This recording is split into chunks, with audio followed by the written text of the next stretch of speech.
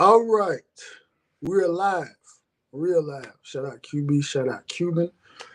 And we're not gonna troll tonight, right? We might troll a little bit, but we're not gonna troll tonight. We're gonna be kind of serious tonight and assessing what is ahead of the 2024, Miami Hurricanes. Um, just got off show with Truck and Chelsea. Go check that out. Go subscribe to my guy. And one of the points that I made was that majority of fans within fan bases, they feel like once their team gets an addition or they feel like their team is better, man,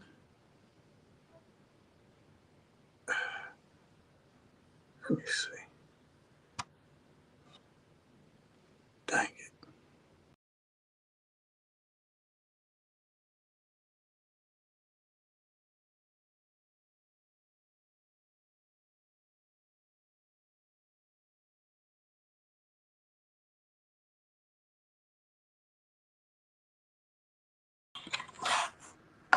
All right. Sorry about that. Forgot to put my phone on do not disturb. So anyway, so whatever was I saying? Yeah. So for whatever reason, I feel like other teams get stagnant, right? And so mainly what I want to kind of talk about tonight is I really want us to actually have a serious conversation about the schedule. Obviously, some other things going on. I did a video earlier this week, so kind of go over that. Um, Phil Steele released a list, and I kind of feel bad for Phil because prior to the transfer portal, getting a Phil Steele magazine meant like it made it seem like you knew, you could say some things about college football, but right now, you don't know what's going on, right? You don't know what's going on. So anyway, I said we weren't gonna troll tonight, and sure enough, here we go. Make Mark great again. We're not trolling tonight, man. We're not trolling, but just let me get my one not troll but serious message out the way. Okay. I'm not gonna get political, but when you do these, when you go to tailgating, just be careful of the people you let in your tailgates. If you saw what was going on in Twitter, Oh yeah, I there's a saw that. there's a lot of nasty people out there. I'm not getting into it because I heard you on Chub Cheezo. You know what I'm saying? I'm just be mindful of the people you allow in your tailgates, please, everybody. Oh yeah, yeah, yeah, yeah. But um, serious man, we've had this schedule discussion, right? We've had it, but we haven't, at least over here, we haven't really looked at the schedule, right? And so I have to stop myself from thinking that this is like 2009, 2010, 2011, 2012. When you look at a schedule like what we have, and we just say, okay, it's a cakewalk, which we've said. Like the predictions have been out, no excuses, 10-2, 11-1, 12-1. But let's push that aside tonight and let's actually have an actual discussion about what exactly is going on. Because, and this will probably be the only thing that I say in reference to like a troll post or a troll statement. We were on the rise of the fall, and obviously we went over the 2019 Florida game where Jaron Williams got sacked, I believe, 11 times. Bad offensive line. He didn't fumble the football. So you can have a bad offensive line and not fumble the football. And that's all I got to say about that. You got anything you want to say? Um, I mean, we're not allowed to troll, so I can't really, you I know. mean, I mean, we can get the one. We can get this one off, and then we go. We gonna get straight to Look, it. because the thing is, I'm watching a lot of preseason predictions for other teams, right? And I just finished watching somebody predict the Florida season, and they got Florida beating us. Okay. You know what I'm saying? So I just know it better not happen. We are more quote unquote experienced than Florida. We have right. We played. Now. I'm using what the MMA people say, MMGA people say. Right. We had we were top 10 in freshman playing in the nation last year. Right. Yeah. Right. So we got that. We have the best running back in the nation. We have the best quarterback in the nation. Right. We got the best defensive coordinator in the nation. I don't want Yep. any excuses for game one, right? So I don't care if it's at Florida, 3:30, first game, blah blah blah. Don't care. We better win that damn game because if we don't, we got to win 11 in a row. Because your prediction will be wrong. My prediction will be wrong if we lose game one. All right. Well, Uh, well, like you said, we gonna be serious tonight. We gonna give a I guess tonight try to give a realistic win loss. We not. I don't. Because it's really to me, I really feel disingenuous by feeling like I have succumbed to the pressures of the majority. But tonight we Nah, just have Shad, you and Coach Hayes can't do this to me, man. Y'all, you told me to buy the Shad, Kool-Aid. I purchased the Shad Kool-Aid because my prediction before you and Coach Hayes got on my case, I said 9 wins. And y'all like, no, no, no, no, no. New standard, right? New standard. 10 plus it wins. is. 11, new standards, 11 plus. So I don't know, what changed these past couple of days. I don't know if the MMA boys got to you, MMGA boys got to you, you know what I'm saying? But No, I no. don't I do not all right, we could do it as we could be real, but We're I'm gonna have, not. we're gonna have a real conversation tonight. We have to because I mean we can go back to the trolling or whatever before that, but we gotta have a we do have to have a real conversation. We do. Um, Me and Chuck and Chubbsy did a show, and we were talking about teams that potential dark horse teams, and one of the teams that I picked obviously I picked Florida, right? Because like I always tell people, I'm a football fan first, and then I'm a Miami Hurricane Raider fan second. So I'm always a football fan first. I don't allow for my fandom to get in the way of kind of looking at the bigger picture. So when you look at this, Graham Mertz statistically, he didn't have a bad year. Obviously, they lost ETN, but shouldn't something be said about a little bit of continuity that they have? Whereas you have a quarterback that's returning for a second season.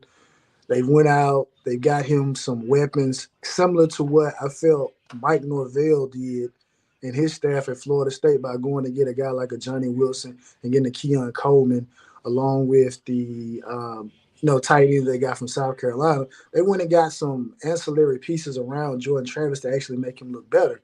Now I'm not saying that what they've done is on that particular level, but can we be real and say that they've done some nice things to help Graham Mertz?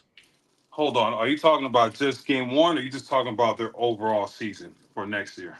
No, I'm just no, I'm just I have no, I'm just looking at it. Just I'm looking at our opponents for the schedule. And again, the thing that I'll say about this is that with the portal and with the way things are going, obviously the guy that transferred away from Florida, he said what he said about, oh, I didn't feel like I was being developed. Well, he may have felt that way, and some guys may feel like, no, I'm getting developed. You know what I mean? But I they have a tough schedule, right? I mean, realistically, they'll be lucky to make a bowl game with the way that schedule is set up. But I do think that they have a nice team. Uh, I do think they have a nice team. so you want me to be honest, right, and be We, serious? that's what we're So gonna do I, tonight. I, I That's what we're think gonna do tonight. Florida, Miami fucked up by firing their coaches. Mullen should have never been fired at UF, and Manny should have never been fired at Miami, right? Mullen Mullen had one bad season. They were what, one season, the year prior they were in the SEC championship game playing against Bama and lost to them in the by 7 points, something like that. Then they fired him the next season, right? I don't think this dude knows what was he's. I don't think what's Buddy's name? What's Buddy's name? The coach? Not Norvell. What's Florida's coach's name? Um, Napier. yeah, Billy Napier. Barely. I don't think he knows what he's doing at Florida, to be honest. Okay. They. All right, I want to be honest. I put Billy Napier and Mario in the same level. I Um, mean that's cool. We can do they that. could recruit, but I don't think they're good coaches, good head coaches, Okay. right? They're gonna have good seasons, right? I have this theory: if you want to be a good coach, go out west because nobody's gonna bother you. When you play in the South, it's a whole different beast on its own, right? You come to the South, you're gonna get fired if you have a winning season or whatever. I just don't think Napier's like that. I don't. This is not the same Florida I grew up on. I don't know. I don't know if they're trying to be. They're trying to beat Georgia. That's the problem. It's weird because I see the Florida fan base and the Miami fan base the same. They're getting tricked by Kirby, right? Kirby said, recruit. You got to recruit in order to win, right? And it's like Kirby's not going to tell you the secret of how to be a good program, right? And Florida fell into that trap. We are falling into that trap. And it's like, nah, man, you need to coach and develop. That's what Kirby does, right? He's a beast of a defensive coordinator and he's a beast of a developer. Yes, he gets good recruits, but I just don't think Florida. I mean, I'll be surprised if they have a good season this year. I don't think they will, but So yeah, I mean, but I mean to answer the question, you don't think that they've gotten some decent pieces from the portal? I don't know who they got. It's not this. Like I said before, this is not the I Florida understand. you and I grew up on. This is a Yeah, I understand. different. I understand. This is a Yeah, different type of Florida. yeah, yeah. And But before they made moves, and you're like, oh shit, that's a major move, right? yeah. But their recruiting has been lackluster. Their portal, their coaching, their develop, all that's been lackluster. And they still got two players drafted in the first round the past 2 years, which is weird as fuck. But That's kind of the a point that I'm making. It's like obviously you go out and get Ricky Parasol or how you pronounce his last name, right? He comes in, has a good year, and they go back out west. They go get another, pretty good pass catcher. They have some what's the young man named Eugene Wilson. Individuals they feel highly about him. So I mean, obviously they lost ETN. That's a big blow. But I'm just looking at it right now. I mean, they still had a top 50 offense, and they played in the SEC where defense reigns supreme. So I well, mean, let's relax. So the SEC East is not the SEC well, West. I mean, the It's thing not the no, same. The SEC East is like comparable to the ACC, no, but right? what I'm Because saying, they have I'm one good but team. They have Georgia. We have Clemson. That kind of makes everything look good. And then once in a while, you'll have your Florida State, your Tennessee look good. But it's not like it's the West. They're the SEC West. Then like, all right, I'll give you that. But that's the let me East. see. The East is weak as hell, in my opinion. Let me look at their schedule because don't they usually have a crossover game where they play like LSU like every year? Yeah, they play LSU every year. Let me see. Randomly, they'll play Okay, Auburn. they started the season off. Obviously, they started the season off against Utah. They played Tennessee, Kentucky, which I mean, Kentucky's solid defensively, but obviously it's not a SEC. I mean, a SEC West like something like that. Obviously played Georgia. They played LSU. They played Missouri, and they played Florida State. Obviously LSU defense is not what their defense has fallen off precipitously, like greatly since Dave Aranda left. Um, Missouri was good this year. Then Florida State, a top 25 defense. So I mean, kind of looking at it. I mean, you probably could argue and say maybe it could have been, maybe it should have been maybe top 30 or something like that. But just kind of looking at what they did, because we know Utah plays defense, we know Kentucky plays defense. Um, Georgia, Missouri, and Florida State. So I think that's kind of respectable. You know, I Yeah, do. no, but you said SEC, the SEC East, and like I said, some years are gonna, because there were some years the East was just as bad as the Coastal, right? It Yeah, I mean, was, yeah, it was. you Yeah, know, because the way that I see the SEC East is always one dominant team and the rest are just average, yeah. I mean, yeah, that's. right? I mean, yeah, Georgia. I mean, Florida and Georgia have back and forth, right? So Mark Rick, Urban shows up, so it's Florida. Urban leaves, then Georgia kind of takes back over, and now you kind of, you got Josh Heupel. At Tennessee they had that year last year. You know what I mean? Maybe not as strong, this past year, but I mean, I think it's respectable. You know what I mean? I think they do have some things that they can obviously some things that they can prove on. Let me see, 46 ranked offense. I just want to kind of look at the overall statistics of this because I mean the No, season I stats. mean, I know we talk about statistics, but when you see them play, it's not hitting like that. I know, but this is kind of the point that this is kind of the point I'm kind of trying to drive home. Is like, do you think that they're going to be stagnant, or do you think they can actually get better going into year three? I think they're gonna get worse. Think they're gonna get worse? Okay. I mean, Yeah, I this can is respect crazy. that. I think they're gonna get worse, but I think they're gonna beat Miami The Gators? at home. Let me see. What was their defense? Defense wasn't that good. I don't see a top 50 defense. I don't think. Let me see. Missouri had let me look. These are the defenses that they played and had the 46 ranked offense. These are the top 50 defenses they played. Arkansas was 46. They were on the schedule. Kentucky was 43rd. They were on the schedule. Missouri was 33rd. They was on the schedule. Tennessee was 32nd. They were on the schedule. Florida State was 28th. So you have, what is that? One, two, three, four, five. So they played five defenses that total defense that were in the top. And obviously, I forgot about Georgia, and Georgia was ninth. So they played six top 50 defenses and had the 46 ranked offense. So we could take it for what it's worth. Obviously, this total offense is not looking delving any deeper, but I'm just like I said, I want to have a conversation. But you say that they beat Miami. Now we're having a real conversation. What points do you see Florida having that can give them the edge over Miami? Obviously, we can't say coaching because we feel. I kind of obviously. Again, I'm gonna be realistic. No trolling. From a accomplishment standpoint, like the bowl wins and stuff like that, major conference. All right, Mario has that, so I give Mario the leg up on that. I won't be. We're not gonna troll tonight.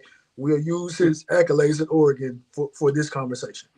But what do you see from Florida Well, it's that you not give them really the from edge? Florida; it's from us, right? We're Okay. having Wait, it's hold no, up. Wait a minute. Hold up. Wait a minute. So you feel so? Let me. I don't mean to cut you off. So what you're saying is you feel like it's going to be a situation where we beat ourselves and they not beat us. it's it's not even beat ourselves. It's Okay. more of we. I mean, we're bringing in a new quarterback, a new defense. We're playing at the Swamp. You know what I'm saying? Like people are just knocking off, like not recognizing like this team needs time to gel and get together, right? Correct. Yeah. There's a whole bunch of portal players coming in, and if you mean to tell me between now and August 31st they're going to have unity, right, at Gainesville? I know, I, right? I don't know, man. That's my issue. It's like we have a better team. I don't know about the coaching, but just those obstacles. Like if we played on game two or game three, I'll obviously pick Miami. But game one at their stadium, you know, we just think about it. The whole defensive line is going to be portal players. The offensive line has not gelled yet. Linebackers, cornerbacks, safeties, there's no chemistry with this team yet. You know what I'm saying? I'll put it to you like this. Can I don't know. One more second, Chubbs. I'll put it to you like this. TVD's last year's team, the team that we had last year against Boston College would beat Florida. But this team is a better team that we have now, but there's no unity. And that scares me on playing at UF. So that's why I give Florida the advantage and the win because it's going to be difficult, man. Okay. Good points. But couldn't we say the same thing for Florida? They play at home. They're going to be comfortable. So you think Well, that's the ultimate difference? I think I that's the think ultimate difference. I think what he's kind of looking at is the aspect that we did have some coaching turnover, right? We got a new, running back coach, new secondary coach. I mean, so obviously there's some familiarity there, and then you add in the aspect that obviously they have a quarterback that is returning for his second year, right? So this is kind of I kind of and again these are some of the things we're going to get to because I think most people are kind of just waxing over a lot of these particular points because it is going to be interesting to see with Cam Ward coming in. Hold on, let me get this damn Cam 23. Name the whole line is all right. The whole line is not portal, but the whole defensive line is a portal, right? You have one guy Bain that's starting. The linebackers is nothing but portals. Safeties is nothing but portals, right? The center is a portal. The left guard might We be a can portal. we Running can get back is a portable. Quarterback is a portal.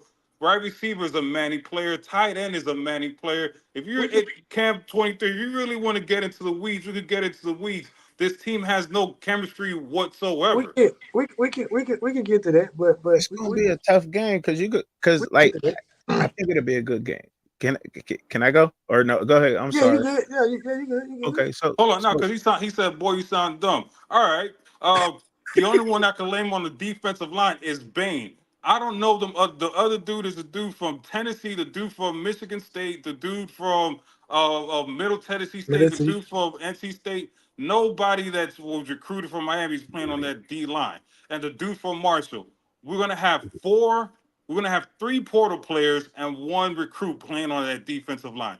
The linebackers. You got Kiko, right? He's going to be starting portal player. You probably the dude from Louisville is going to start portal player. DBs portal player. The dude from Washington portal player. The safeties might be portal players. The center portal player. Quarterback portal player. The third receiver portal player. The running back portal player. So I don't know what the hell you're talking about. You're not a Miami fan. You talking crazy. Talking about I'm talking crazy. You talking crazy. You just being a groupie. You being a Sad Bet said be honest here, right? So I'm being honest. I'm removing my make Mario great again fucking hat off for a second. Cause y'all Mario groupies are annoying. This team okay, is full of portal players and it's okay. This team is full of portal players and Manning players. okay. I Yeah. get what you're saying now, bro. I hear you. I hear you. So But what you got, Sean? but I definitely good great points, Q. Great points. But what I was saying with Florida is you can say the same thing with them too. Offensive lineman, portal player. Kamani McLean come in, portal. They lost a running back in Trevor Etienne. Joey Slackman coming over from Penn, portal on the defensive line, portal. Linebacker Grayson Howard from South Carolina, portal. Jameer Grimsley from Alabama, their cornerback, portal. Scooby Williams, their linebacker, portal from they lost him to Texas A&M, excuse me. Elijah Badger come in from Arizona State, one of the wide receivers. They got an Oregon player from the portal. They also went and grabbed up Jaden Hill from the portal, another one of their cornerbacks. So I think it's going to be it's going to come down to coaching in that game. You give them the edge because they'll be at home. That's a great point, but everybody's using that, and I think Florida definitely lost some people to the portal, and they grabbed a whole bunch out of the portal also. Now, me not being either one of the fans, I mean, I would definitely say I would think that y'all got the better quarterback, but them being at home, I think it's going to be a great game. A loss, I can't say they're going to lose. I don't know that, but it's going to be a good game. But look, you a Hurricanes fan, so look, I got to defer, but I would definitely say that you could say the same thing for Florida Gators. A lot of their players coming in the portal, they don't have continuity, they don't have chemistry. So, like you said, it may come down to the comfortability of being at home. See, That's it. Chad, I'm looking at I probably have to put the comments on pause because I'm looking at the comments, right? And it's like, I see Buddy saying Texas won with two Porter players, Washington won with Porter players. Yes, It's right? Hold on, now, hold on, no, hold on. This is a funny thing about Canes fans. We make fun of Florida State for having all these Porter players, right? Uh-huh. Florida State, all these Porter players. And now we want to be like Florida State, right? I don't get this. I don't get this fan base. It's like we rank Florida State for getting all these Porter players, and now we are getting these Porter players, and we want to be like them. Now, to the Texas and the Washington. Texas and Washington did not get 15 plus portal players every single year. If you look at the portal rankings of 2023, none of the top teams that were ranked in the portal made it to the playoffs or the top five. The top five teams in the nation were Bama, UGA, Hmm. Washington, and Texas and Michigan. Sorry. Those teams were solid. They were solid recruiting teams. If you live and die from the portal, you will be Florida State. Florida State is going to take a deep dive. You will be Michigan State. You will be Florida State. I do not want Miami to be Michigan State or Florida State. Miami fans need to pick a damn side. Do you want to be Florida State? Do you want to be Bama? No, not Bama. Do you want to be Michigan or UGA? They are not building the program the same way that Florida State and Texas and no Florida State and Colorado are doing. I don't want to be Colorado. I'm sorry, Charles. I know you rock with Colorado. I'm not trying to be Colorado. I'm not trying to be TCU. I'm not trying to be Florida State. I want to be Miami and I want to be fucking Michigan or Georgia. That portal shit is going to kill your program. It has killed our program up till now. Hmm. Well said, brother. I mean, like I said, but Trucker, you made an interesting point though about about who Florida has. They picked up players in the portal as well, Hmm. and I do think that that's important, but I do think that they still have maybe a little bit more guys that they brought in Hmm. that are going to contribute a little bit more because I think we we probably gonna have more players from the portal starting, but it's not again. Cuban feels that way. Me personally, I like the portal because I've always had the mindset that I felt like the portal is gonna separate the coaches from the recruiters. Hmm. So if you have the portal and you got a guy that can coach and he can get his hands on some of these guys who are going to eventually look in the mirror and say, "Hey, look, check this out. I don't have to sit on the bench over here. I can play. I can go over here to this particular institution and play." But I understand what Cuban is saying I do too. because we do have individuals and Bird. I don't feel Birdstone is one of those guys in terms of picking a side and then jumping over to the other side, right? Hmm. But there are some that feel that way. Again, there were some that just 2 years ago the mindset was, well, we're not looking for a flash in the pan. But now it's, oh well, we got one player, so we gotta maximize this. And we're looking at it like, okay, so you maximize one season and then you go right back to square one. Whereas if you just stay on one accord, then we fine. But again, like I said, anytime we have these conversations, you know what I'm saying, we have side talk. But um I do Can I think wrap? Floyd, Can I wrap my last point, or we gonna move on? sure. All right. So this is because I see Cam 23, right? Just for a little factual proof. Ever since Mario came in, he's taken 28 portal players. Mhm. Out of the 28, only two have been drafted. That hit percentage is horrible, right? I'm tired of bringing coaches to Miami that specialize in something and then they don't specialize. Rick, he was a great offensive coach at Georgia. Came to Miami, the offense was horrible. Manny, linebackers coach defense. When he was the head man, the defense was bad, the linebackers was bad. I don't give a damn what anybody tells me. Mario came in recruiting. He's living in the damn portal. Bruh, you're a high school recruiter.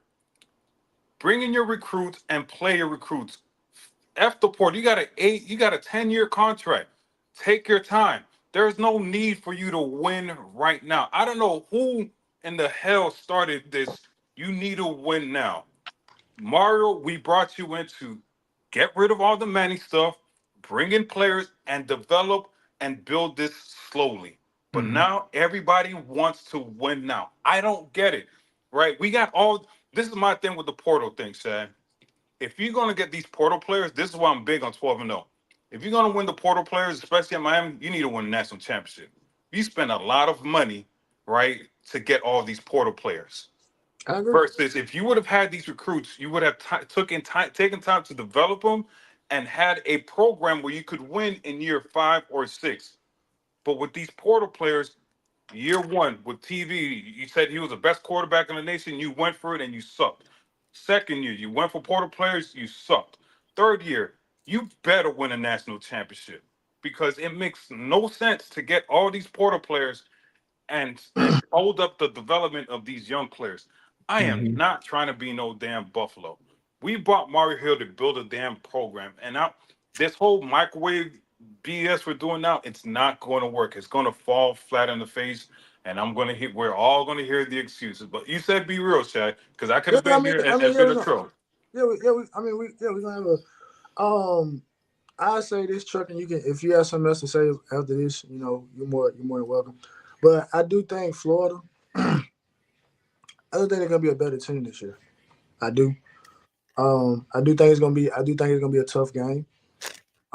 One of the things, kind of to piggyback off of what Cuban saying and talk about the continuity of it all, and to go back to something that Coach Cristobal said again, like I said, we just shooting straight from the hip tonight.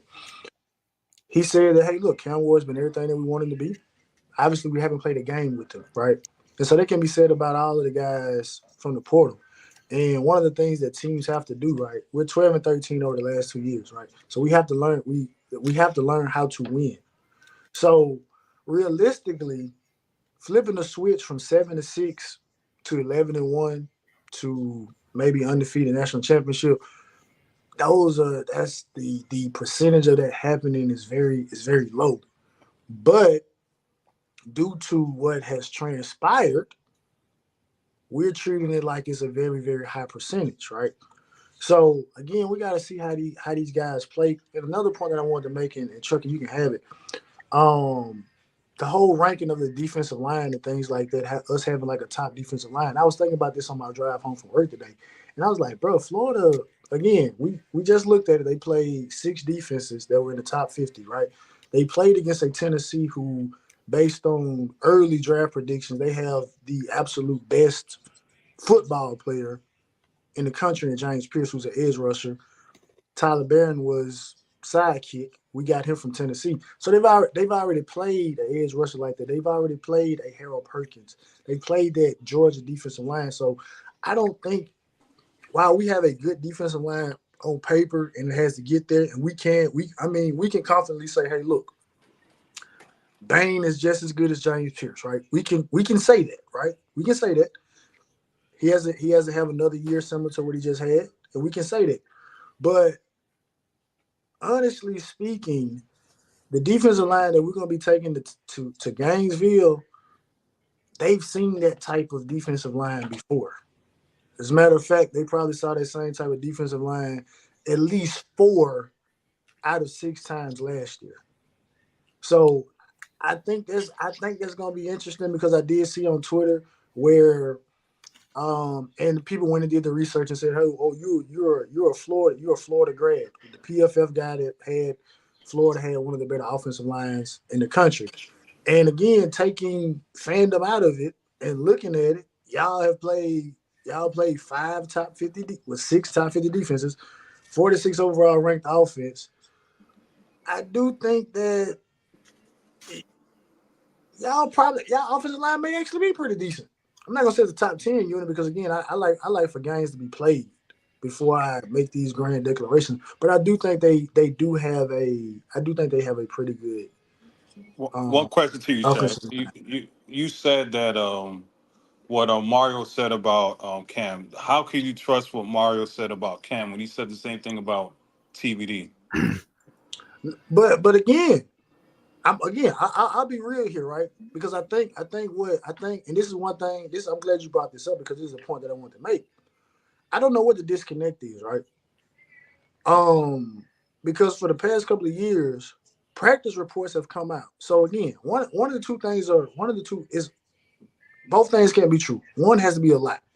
Either the guys are actually practicing very, very well, and they are scared of the moment, or they're just practicing bad and it's going over to the game. Now, all we got to Cam Ward's defense in terms of a Miami Hurricane uniform is what we saw in the spring game, which the spring game is nothing more than a glorified practice. So from the looks of it, he looks good in practice. Now, he looks good in a control situation. Again, we don't have to go back and talk about Washington State because it's irrelevant to this conversation, right? What we saw from a Miami uniform in a Miami jersey in a practice setting when everything is in his favor, he looks good. Now, when we go to Gainesville and you may fumble and the crowd gets a little loud, how you bounce back from that? That's what's going to make that picture that Alex Mirabel reposted with leader written across the top. That's when that picture is going to mean its most. It don't mean nothing to me. You taking this picture and putting leader up, and we talking about it's a glorified practice. Like this is controlled. Like you can literally say, "Hey, look, I want the defense to run a cover 2 here, right? We're going to try to work on the corner route with the flat, or we want you to run man-to-man zero blitz. You know what I'm saying? Like, okay, we're going to work on stuff like that. So I don't really care about that, right? But I know it's a long-winded answer, but I trust him up to this point because, again, we did see Cam Ward look good in practice. We saw that.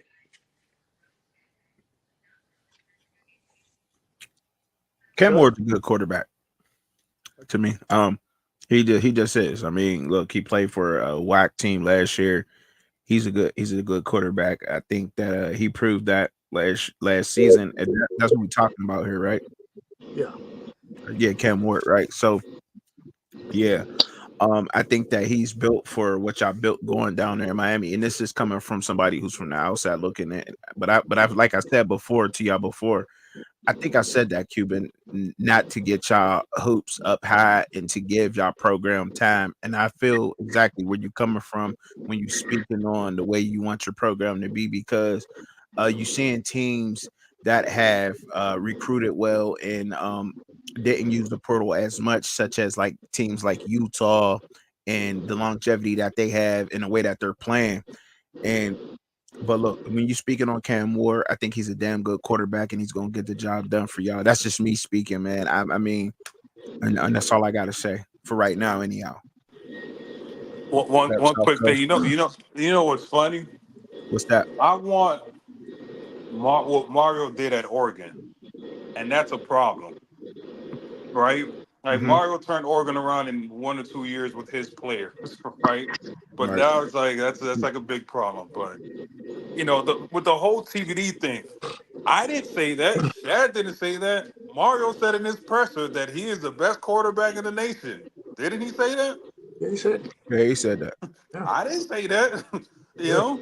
So but that's a Birdstone question. I mean, I'm not answering for everybody. If all y'all want to give an answer, y'all be more than welcome. But do they have better talent than A&M? No, they don't have No. better talent than A&M. I'm gonna answer the question. I'm gonna answer the question logically. Right? I'm gonna take recruiting services away from it, right? Because a lot of A&M's hype was based around recruiting services. Evan Stewart was the #1 ranked overall wide receiver coming in. Connor Wigman, consensus 5-star. Nolan, that went Walter Nolan, that's now at Ole Miss. Shamar Stewart. What was the cornerback that they had? Denver Harris. Like all these recruiting services said that these guys were really, really good without you actually seeing them play good. The only one that actually really looked like, okay, you're like that.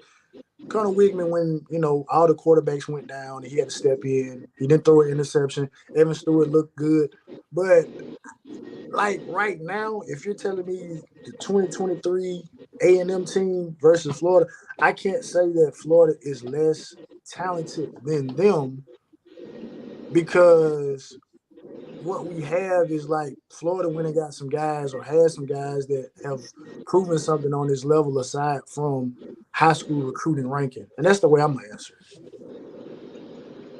I feel you. No, I don't think Florida has better talent than Texas A&M. Like I said, it's the first game. But Cuban, Cuban, you just said they had back-to-back first-round draft picks. That's it. But they only had one draft pick those 2 years. I'm just saying. They got some young guys that are not. You know what I'm saying? They got some young guys that are not. That they weren't draft eligible. Similar to what Canes fans said this year. Like, oh well, Mario's guys aren't draft eligible. So they play both sides. But that's the way I answer, right? Man, bottom line, man, Miami about to whoop the fucking Gators' ass, man. Come week 1, man. Y'all about to whoop their ass, man. I hope you're right, bro. Yeah, that's gonna happen, man. They gonna spank. Some of them got drafted. I mean, yeah, Bert, they had a good team, right? On paper. On paper, a pretty, a good team. But I just can't say that it's just, it's like A&M was hands down better. You know what I mean? I'll say that. But that's all. That's all I want to say about Florida. Like I said, I do think it's gonna be an interesting game. Yeah, it's gonna be a good opener. Good one. I think that's a good opening game right there. This is the way that I'll put it, right? When the Heat got Braun and Bosch and Wade, it took them time to gel, right? This is not a video game where we just put shit together. You need time to gel. You know what I'm saying? And you need the time to gel at UF. That's all I'm saying. I don't think UF has a better roster than us. I don't think UF has a better program than us. Right. I'm just saying the chemistry at UF to gel is going to be difficult. Martinez doesn't know Cam. Cam doesn't know Martinez. Right? It's different when the lights are on. This ain't college football 2025. You know what I'm saying? So it's like this is real life here.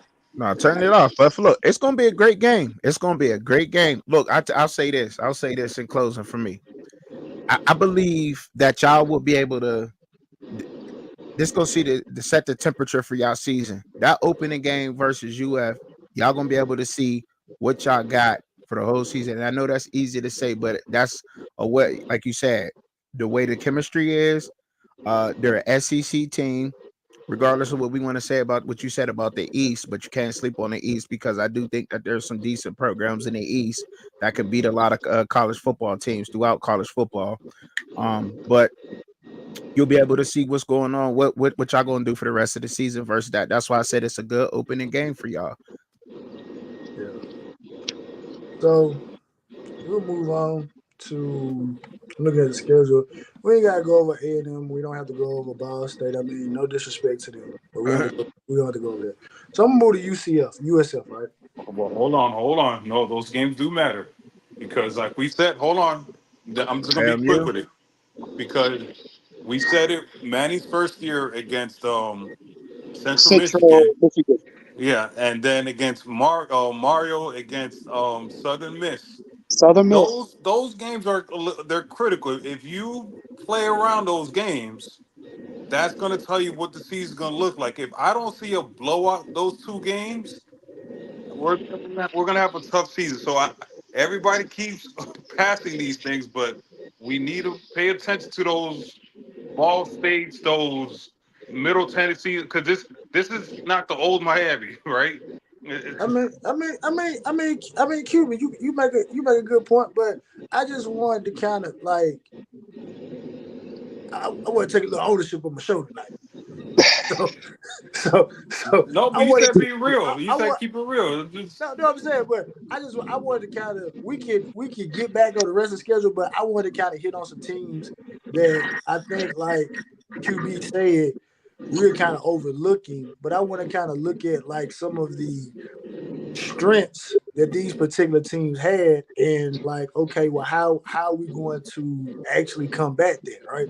So like USF, right? So obviously USF got a lot of fanfare because of what they did um for what they did to to Alabama. Now obviously most people can say oh well quarterback situation, the players wanted Muro to play so they didn't really play as hard as they could play. I mean whatever it is, right? So again, going back over here looking at statistics from last year, USF had the number 17 ranked total offense. Now obviously they don't play in a major conference, like that. But their head coach is a disciple of that Josh Heupel tree, and we know what type of offense that is, right? Timing offense, up tempo things like that. Again, things that we didn't necessarily do well against last particular year, and understanding that our secondary is going to have to improve immensely. Like we can depend on the defensive line, but how you nullify a defensive line is throwing quick passes. Now they can get their hands up and knock them down, then we good. But I do think that a top 25 ranked offense. That is a strength, and I do think that could be something to look out for. What do you guys say? I agree with you. I mean, USF got that kind of pad, that offense where they get rid of the ball quick. I mean, shit. I mean, you get to looking at their stats on South Florida, like per game, man. They usually, I mean, look, I could say this in the bowl game, 8 different receivers to touch the ball. All right. So and you got to looking at through their season. I mean, they definitely get more than 4 or more receivers involved. They definitely move the ball fast, and that's definitely not something to sleep on. So I agree with what you said. They went 7-6 last year. Mhm. Um, Literally ran over Syracuse in the bowl game. Smashed them, Like 45-0. like Nothing. ran them over. Obviously their coach was leaving, so it's a lot of stuff that's going on. But Cuban, and I don't think that game is going to be. That's game 4. Yeah. it's gonna be Yeah, game 4. that game is not going to be an issue because it's by then Miami's going to be. They should be in sync now. Okay. I'm Okay. not too worried about USF Mhm. because it's one of those games that everybody's going to have to wake up. You know what I'm saying? So I'm not worried about them, not one bit. Okay. Um, I mean, Hold up. So hold up, Q. So you say don't sleep on FAMU and Ball State, but you're not worried about a USF. No, no, no, no. I said the play style because Chubbs, if you look at Kane's history, right? Manny's first year, he struggled against Central Michigan, right? Because they took him likely, and it's like, all right, you took him likely, and the rest of the season you sucked. Miami took Southern Miss likely, against when Mario was head coach. So when it comes to these weaker games, you cannot just act like, hey, we're not going to put our helmets on, our chin straps on, and not play, right? I'm not Mm-hmm. saying those teams are going to beat us. Those games, I'm looking for how they play, how aggressive they are, if they dominate. If they don't dominate and they just play whatever, right? That's what I'm going to have a problem with. They're going to be ready. They're going to be primed to play USF because they're an in-state team. They're going to be on alert. But the Ball State and the FAMU's, those are games that they could sleepwalk and they could not. I'm not saying they're going to lose those games. I'm just Okay. saying that's going to hurt their performance for the rest of the season. You saying that you'll see what they got. Well, as far you'll be able to see what y'all have as far as the score goes in the Ball State and FAMU game, but not with the Florida game. The Florida game go open up. I mean, y'all getting over them. Let's just to say hypothetically, we don't know what's going to happen, right? But y'all open up against Florida. That's a good start of the season. Like I said, remember. So right by the time y'all go and play FAMU or Ball State, y'all should be done and over with that. I mean, I hear what you're saying, though. I get what you're saying, bro. I definitely hear what you're saying. But I mean, USF is nothing. I don't think that you can just say we're not worried about that USF game, and it's going to be year 2. They went 7-6. I mean, they absolutely dominated Syracuse. Now, like you said, there was a lot of factors in that, coaching, whatever else, but zero. Yeah, Nothing. but Chubbs, what I'm saying, by then the team would have chemistry. I get Like I that. said, if Miami would play Florida game 2 or game 3, I would say it will be a blowout, right? Because they will have chemistry. Okay. Game 1 at UF, right off, there's no preseason, there is no nothing to get ready. Okay. That's a very tough game, no matter who it is, right?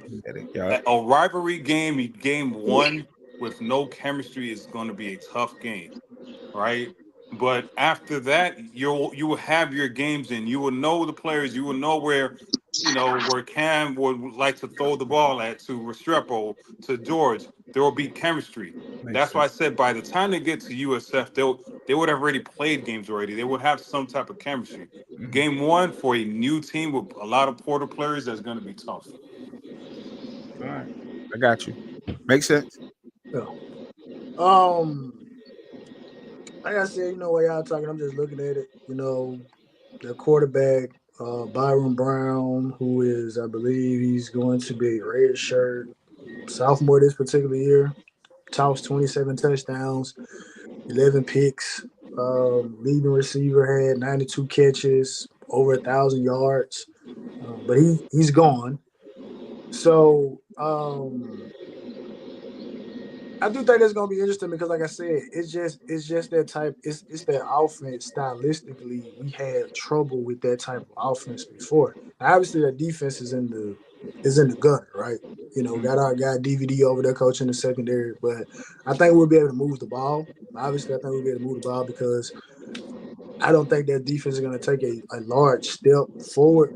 But I do think that, again, that offense and you have a returning quarterback, I do think there is going to be something interesting to look at and keep a hold of. Now, obviously, I'm not saying that we're going to lose the game, but I do think that it is something that we are Shaq, going could you to put have. the link in there quick for studio? Yeah. I'm about to put it in there.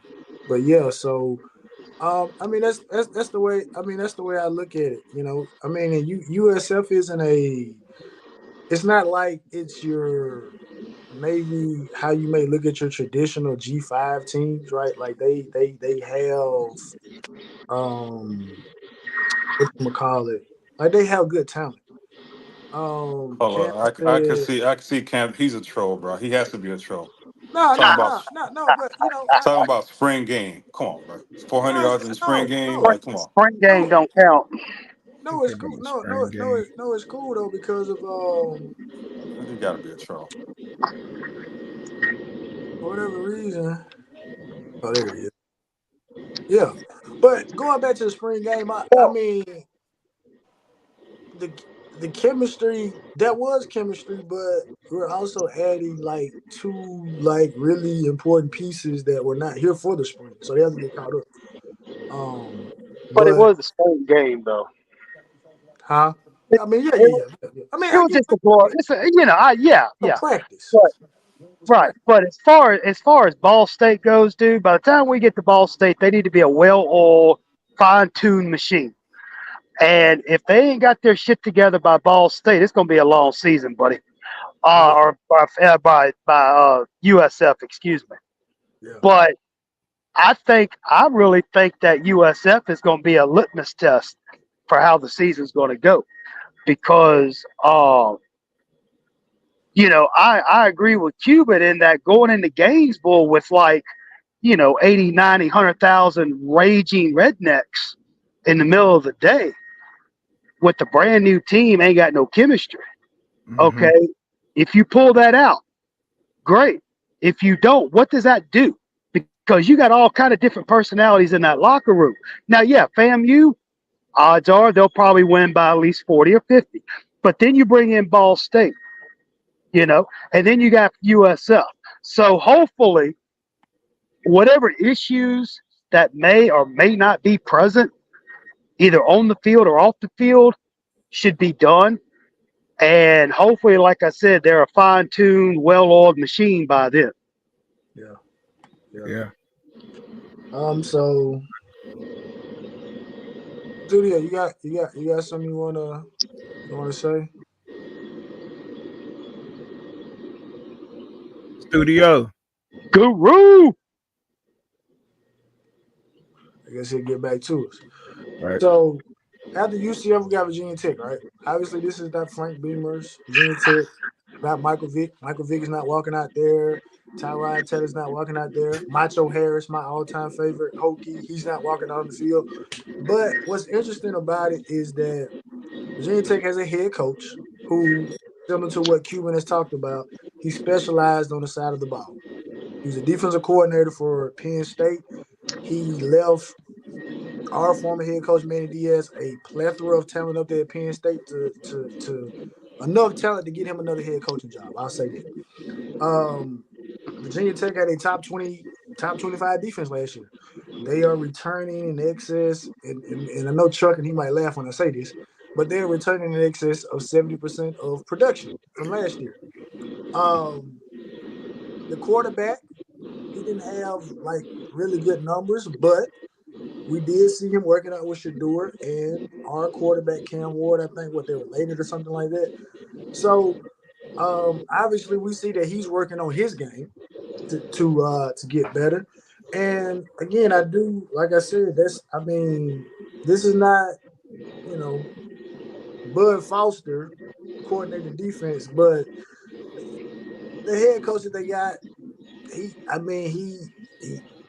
he has some very, very good defense at Penn State, and obviously going into year 3, they actually had the 20th ranked total defense last year.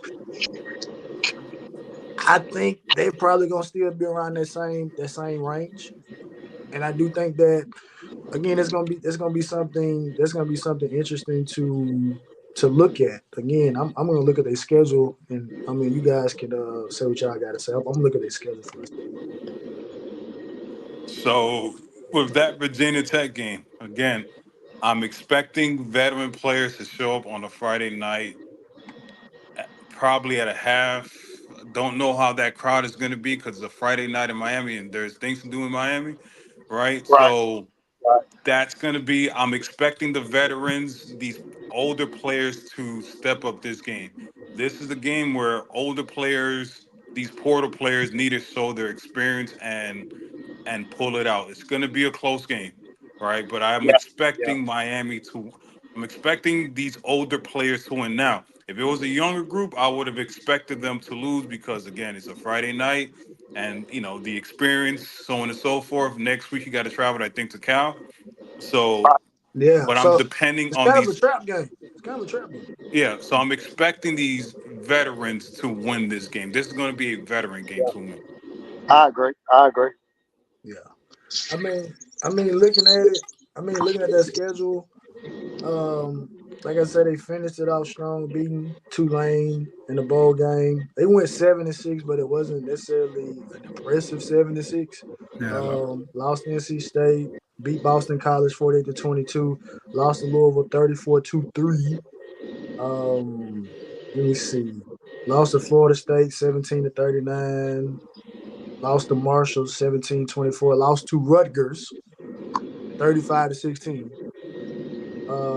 But a lot of that, from based on what I say, is a lot of people pointed the finger at the quarterback that they had and his inability to stimulate the offense. But again,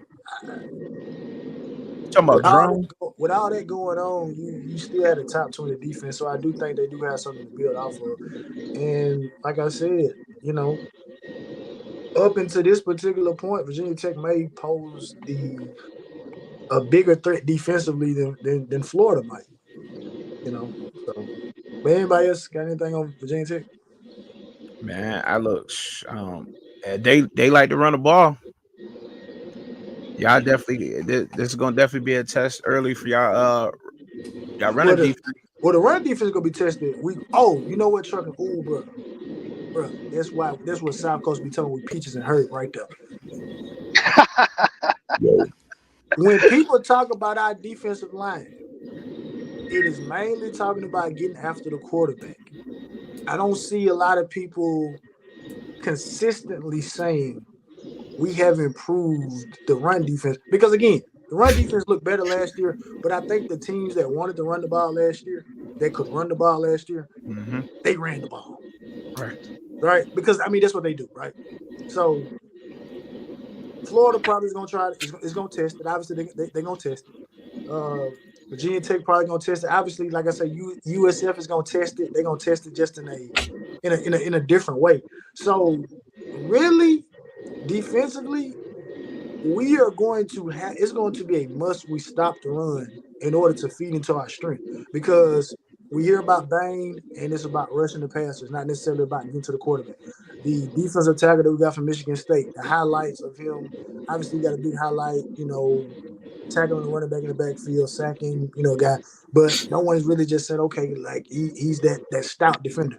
Akeem Mesidor, we don't know if he got his shoes together, right? But he was solid against the run, right? Solid against the run, solid pass rush. So probably, from what we know, probably our best all-around defensive end, and until we see Bain take that next step and get to that point to where he's not just relegated or just looked at as a pass rusher. So, but that's going to be the biggest thing. So I think Florida's going to test it, USF going to test it, Virginia Tech is going to test it. But I ain't mean to cut you guys off. No, Hold on, let me say something real quick. So are we going through the schedule? There you go. Here's Guru. I've been trying to talk. My mic was unplugged. That's what I'm saying. That's why I asked. I said, you had anything to say, you know? Yeah, I was talking and I was like, damn, they You gotta can't get it hear out. me much. All right, so we're going through the schedule, right? Yeah. Okay. I heard South Coast Kane say litmus test. You have a litmus test Florida. Game 1. We're going to know what we got. Game 1. We're not going to get tested against the run against Florida A&M. Not going to get tested against the run against Ball State. Not going to get tested against the run against South Florida. No. No, bro. I got pushed back. I got pushed back. You can push back all day you want to. They had a top 25 offense. Top 20, actually. South Florida? Top 20 offense. Top 20 in what? I mean, we said the same thing about Overall Florida International, too. No, I'm just talking about testing and run. I mean, just saying. Every year we've been saying that about Miami. But I'm saying but this is what I'm saying about USF studio. USF runs a unique offense that we had trouble with defending last year. They're gonna run that up tempo stuff. So when I say they're gonna test the run defense, I'm not necessarily saying like they're gonna like, okay, we're gonna wait till there's 3 seconds left on the the play clock to snap the ball, and we're gonna try to outmuscle the Hurricanes. No, they're not. I don't feel like they're not gonna test us that way. But in a situation where they've been able to hurry up, they've been getting about maybe 5-6 yards a play, and then they sneak in like a run or something like that, catch a guy out of position. They're tested that way because that's gonna be the most. Like you're right. Like what the halftime adjustment North Carolina made and how Hampton, I literally watched his yards per carry go all the way up in that second half. So that's that's what I'm talking about testing. So we're on the same page. But you can continue. Yeah, there was 189 a game. But you gotta look at who they were playing all year too, bro. I mean we can look at that, but that type of offense is successful at every level. We watched it at his one of his heights watching Tennessee with Hendon Hooker. We know what that offense can do, right? I don't think we have like Georgia level players on defense right now. So we can factor in the level of competition that they play, but I mean that offense speaks for itself in terms of just proof of concept. But you can continue. So you really think we're gonna get a test against South Florida in the run? We're gonna they're going to test everything. Yeah. That offense attacks every aspect of the field. They're gonna test the boundary, they're gonna test the interior, they're gonna test over the middle, they're gonna test deep. That is gonna be a very well-rounded offense in our fourth game of the season. It's almost like they run like a multiple. Like they come out 21 personnel, 12 personnel. They can do whatever. Like they can do whatever they want to do. Now, our key to that is Tyler Barron, seeing as that he played at Tennessee. So obviously he, kind of knows some of the things, but that offense is going to test us at every single level. So our key to that game is to keep that offense off of the field because that defense ranking wise was not good last year. But you can finish through, yo. I don't mean to cut you off, bro. Okay, I'm looking up. I gotta look up this real quick. Well, I understand what y'all saying. Virginia Tech to me is the first real test besides Florida. Okay. 3 teams, man, we should run through them. Okay. I can see USF giving us a fight like Toledo or Central Michigan or something like that, but I just got a feeling we should be over our. I think it'd be a tougher fight than that. I'll give them maybe lower tier ACC team, right? I'll give them something like that. I wouldn't throw them in there because, like I said, like the offense is too good. Like they're returning their starting quarterback, and they're gonna have some interesting pieces. And again, that's the key thing about this, right? This team is returning their starting quarterback, similar to Florida. They're returning their starting quarterback. So those offenses have nowhere to go but up. Because you don't have to go over the same stuff that you went over in the first year when you're actually trying to see how much they can digest. So you know how much they can digest. So now you can add more to it. But I can agree with you in terms of saying, like, Virginia Tech very well could be the next test after them. The good thing about that, we get them at home. We don't have to leave the state of Florida until we go to Cal. So for the first whole month of the season, for the first 4 games of the season, we don't have to leave the state of Florida. For the first 5 games. It's like the end of the season, though. South Florida had kind of figured it out, even though they went 3-2. They lost 59-50 to Memphis. But Charlotte, Syracuse, whatever. Yeah. Hey Guru, what you about to say about the Virginia Tech game? I just think they it's kind of hard to tell now since with the portal. You don't know what people added and didn't add unless you really dig it deep. But I haven't heard any news. When I look through the portal thing, a couple of teams I noticed. SMU, Miami, a couple other teams, but I didn't see Virginia Tech in there, like just getting a bunch of players. They almost seem like they kind of like Clemson. They ain't too big on that portal or paying anybody for that, man. I don't know how they collective is. They got 7 players from the portal this cycle. Obviously, one of those players was Caleb Spencer, which obviously we know him because he committed here. So wait a minute. He a transfer portal guy, but he committed here. So he was finna transfer here and then left, or no, he signed in the 2023 class, but he just transferred. Oh. So he He was on one of our portal loss this year. Yeah. And so they picked up last cycle, they picked up K-Ron Drones, which is the quarterback that we just talked about that's been working out with Cam Ward and Shedeur Sanders. So I thought K-Ron Jones played in the bowl game last year, the Military Bowl versus Tulane. well, I'm just looking at it. Didn't show that he played. It didn't show he played last year. K-Ron Jones, right? Yeah, let me see. Yeah, Maybe. number one. He was the quarterback that was getting busy on Tulane. Tulane was supposed to be the top rated defense over there in help me out here, y'all.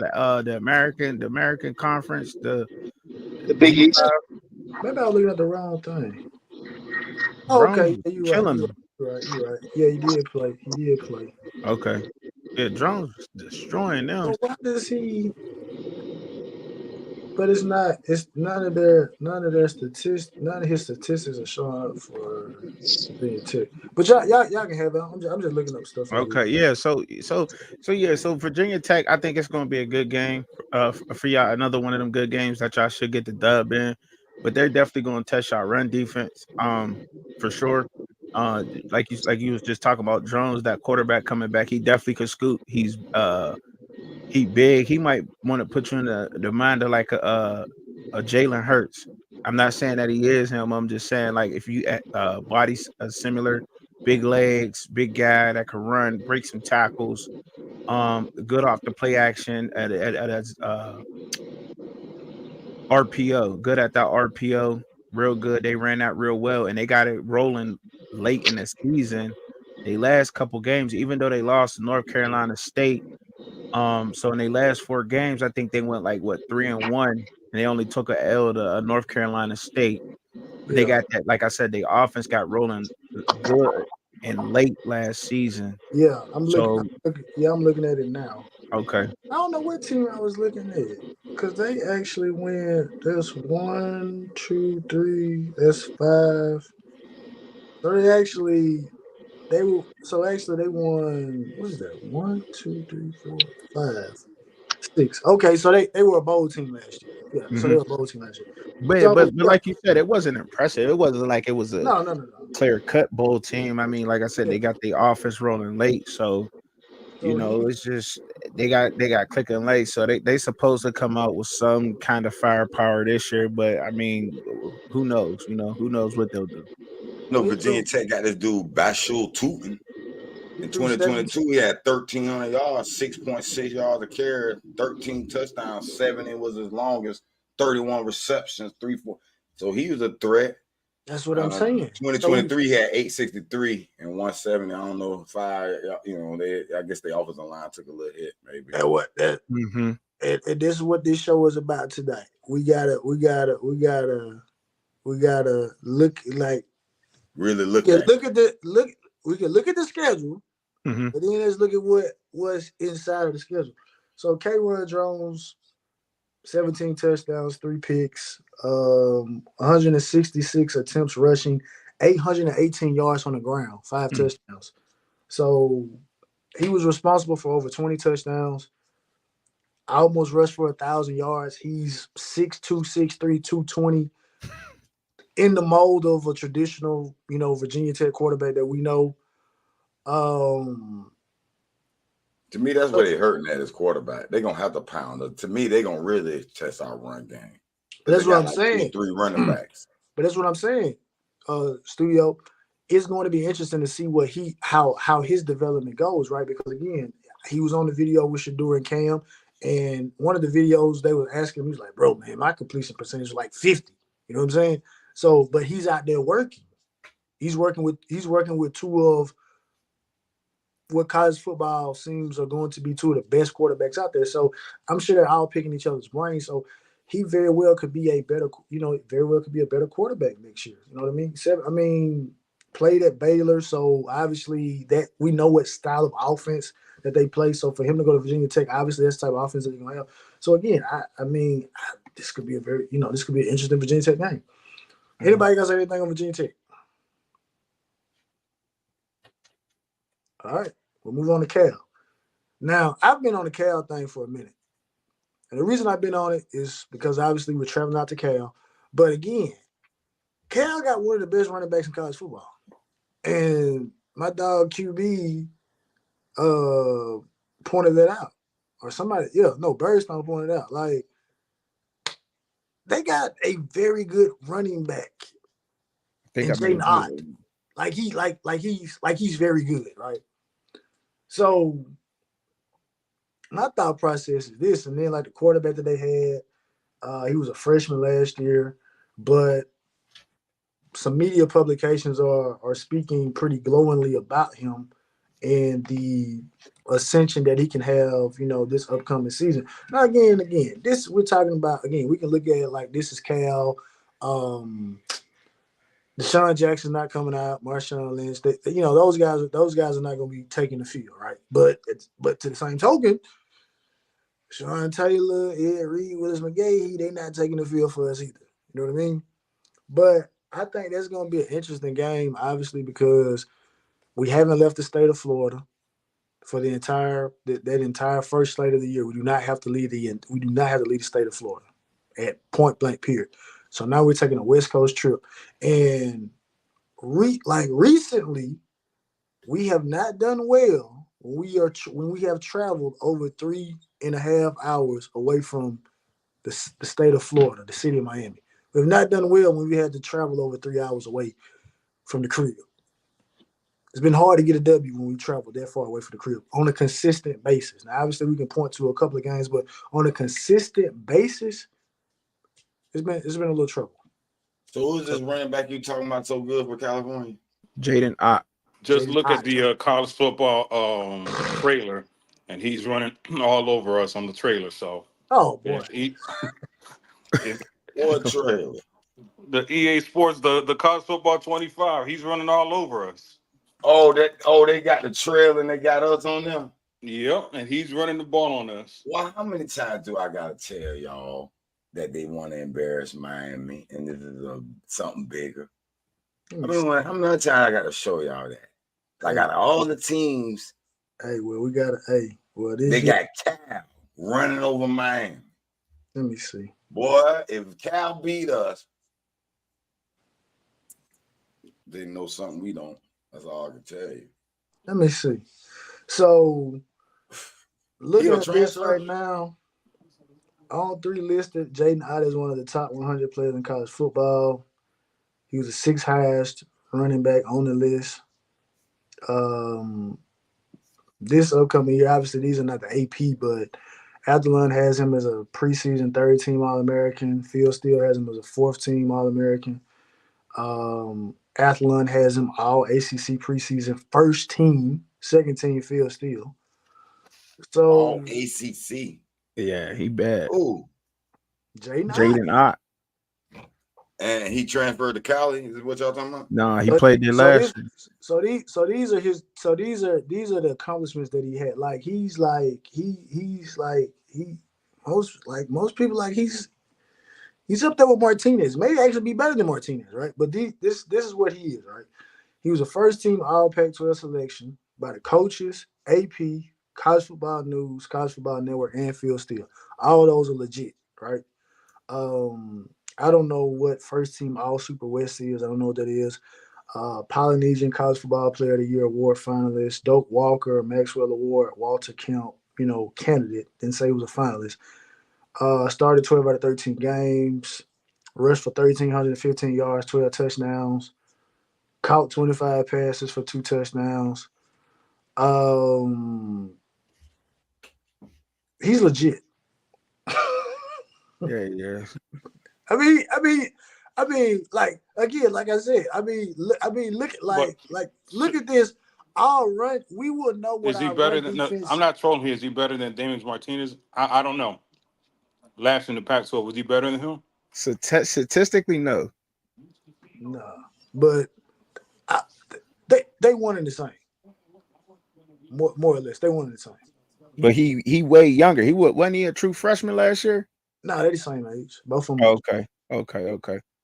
But they got another. Hold up. Don't they got a true freshman running back though? That's in this. No, Jaden Ott he going into he only going into double check it, bro. Because I believe he might, bro. I thought he was a No. This it's going to the junior year because his first year he ran yeah, for like yeah, 800. right, okay, right, His first year he ran for like 1,818 yards. Then last year he ran for 1,300. right. So now they got, like I said, they had the quarterback that they got. You know what I mean? He's it's gonna be interesting to see. Like I said, some people feel pretty good about him. But like I said, y'all guys. So this is my thing.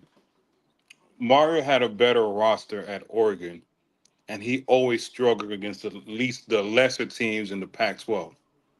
That is going to be my little. I don't know. Mario struggled against the Cows, Oregon State, the Stanford, in the Pac-12.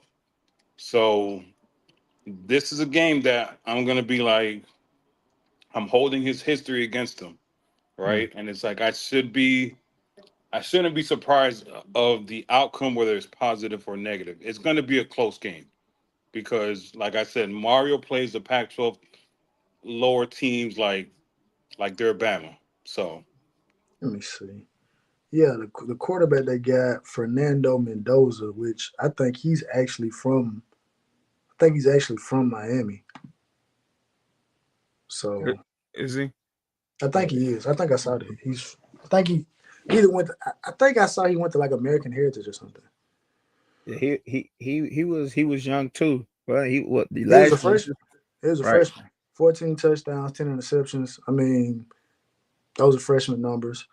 Mm-hmm. So I don't know if their number one receiver is coming back, which is Jeremiah Hunter. He's 6'2", 200. He caught 63 passes, 731 yards, 7 touchdowns.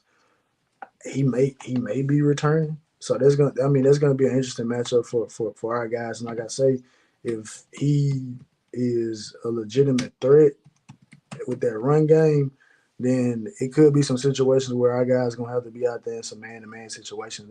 They're gonna have to win. Yeah, and they went and grabbed up that tall wide receiver too from Notre Dame.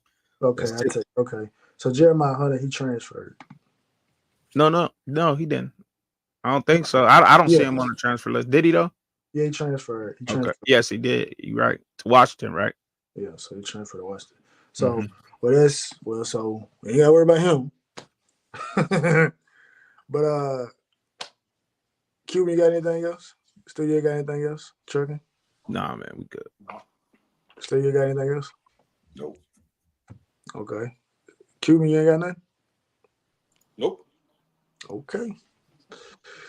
Moving on. Like I said, I'm only talking about some teams that people are not necessarily talking about that are interesting to me. Now it's time to get to the Actually, no, I got a question, Shaq. okay. What do you think Cal thinks about Miami? In what regard? What do you think their fans are saying about us? Like, oh, They went that's a weak 76. team, that's a good team, that's a I mean, I don't know what a Cal fan thinks because obviously when I think about Cal, I'm not thinking about football. I'm thinking about like Cal Berkeley, like Institute of Higher Learning, all this stuff like that. So I don't really know. I mean, they may think like, hey, look, they're not any better than us. Like 4 of their top 10 players are from our conference or our former conference, should I say? So okay. yeah. So Birds, no, absolutely not. I don't know. So we'll go to Georgia Tech, right? So obviously, the Georgia Tech, we saw what they did on Twitter.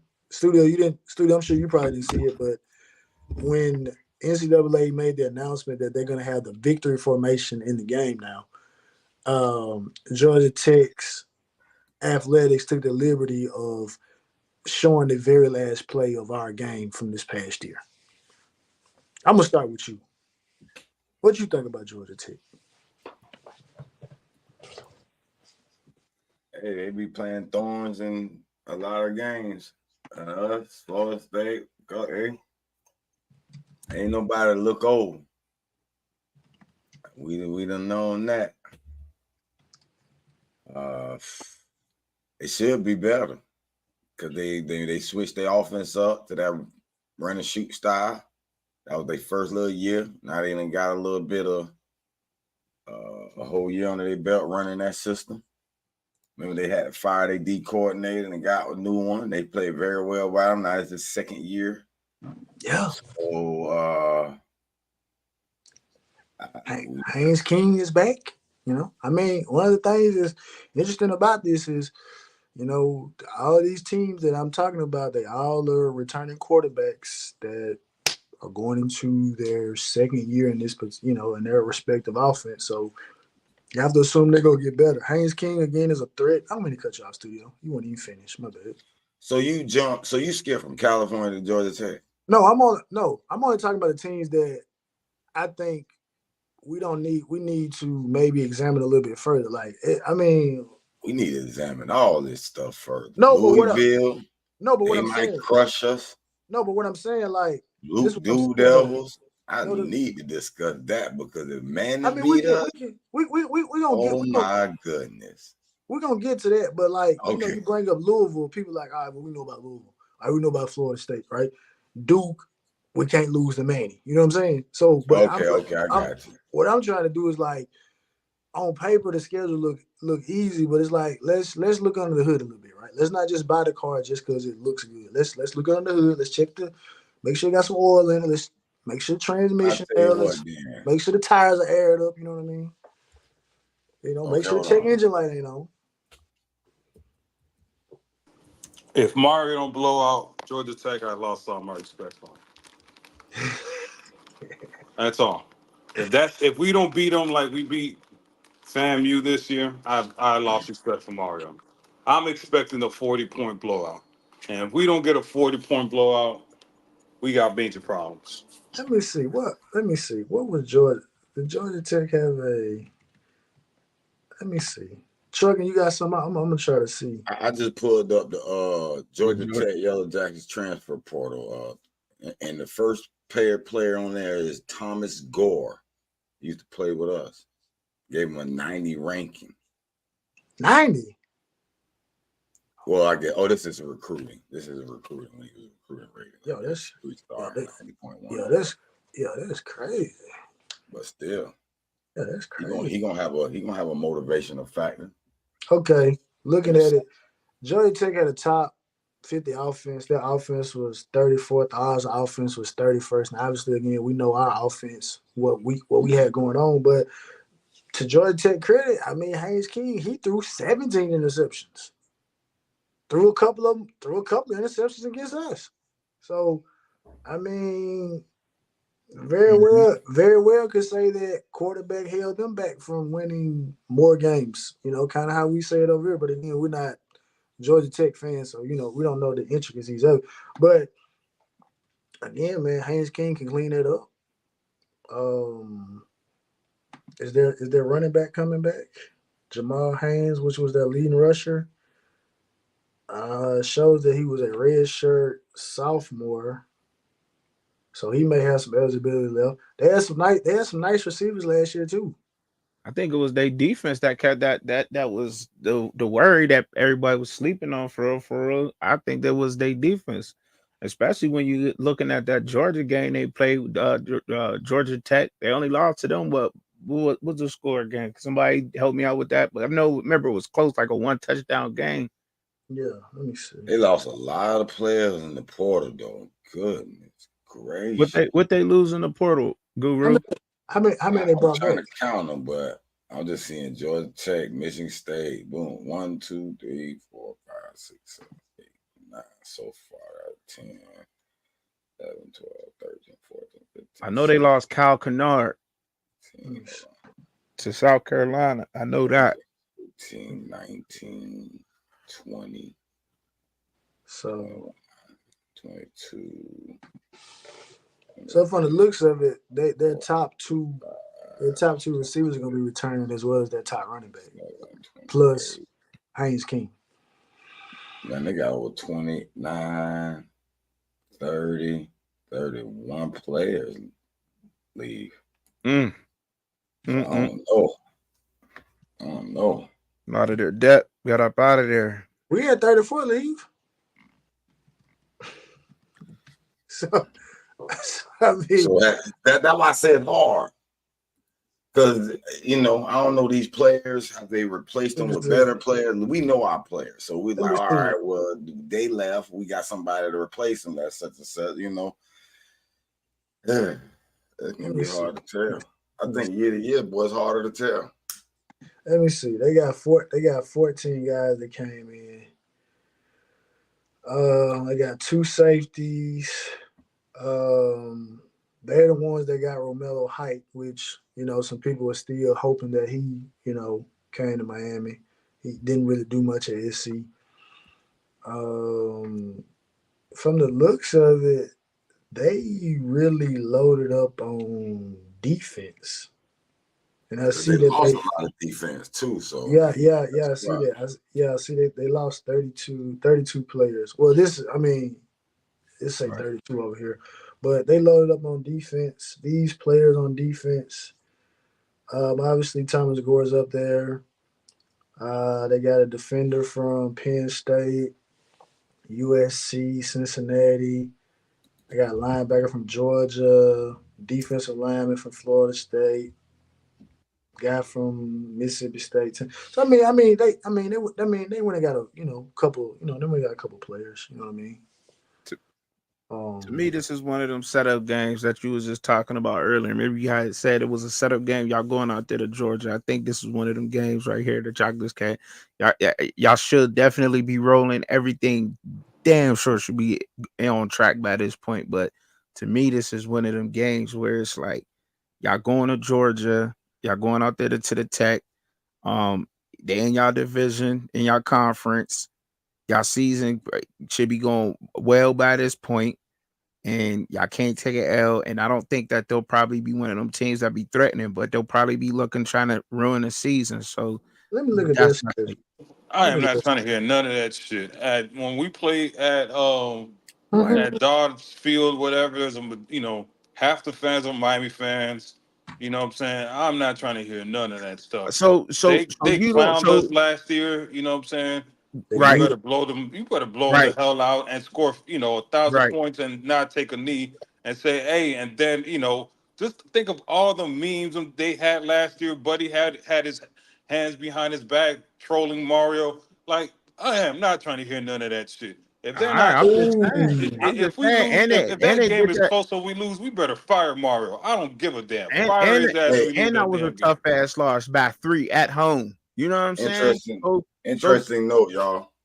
Virginia Tech preseason ranked 21. We ranked 24. So not yet. That's not official. You can't do that. It's not official. I'm looking at some preseason rankings. I got a few people's up here. Well, hold on. Now, Shaz said we got to be serious here because we can't use the preseason rankings because when I go back to 2022, we were preseason ranked to win the ACC Coastal, right? I get killed for that. You know what I'm saying? That was a whole different team. When I say, hey, we had the best recruiting class in 2022 when Mario took, we had the best Florida recruiting class when Mario took over.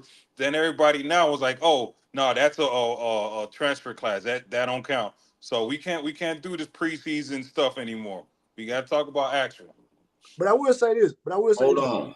Let's do this then. What's up? ESPN FPI 2024 index. Okay. They got Florida number 20 over us.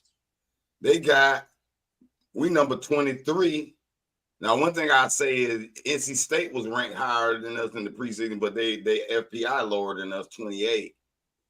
And where is that team? Missouri, like number 10. I don't know what they thinking about in Missouri. Louisville had I'm looking for Georgia Tech though. Georgia Tech FPI is weighed at number 54, so I don't know how they had them ranked higher than us in the other poll. But anyway. Okay. All right. See, so that's what I'm saying. So, I just improving what I was saying a little bit more, Shad. One of them. Yeah. So I'm looking at Georgia Tech's schedule right now, right? So they got a bye week before they play us. So that's to note. But before that bye week, they play Duke, at North Carolina, Notre Dame, and at Virginia Tech. So they looking at their schedule, they got Louisville, Duke, North Carolina, Notre Dame, and Virginia Tech, right? All right there together, and they play us. So they will be battle tested, similar to I think will be battle tested. Again, like I said, that's why I like looking back at the schedule to kind of see what they like the path that they go through before they get to us and vice versa. But I do think Georgia Tech to me is gonna be. I think they're gonna be a sneaky team. I really do. I think they're gonna be a sneaky team. Y'all being nice.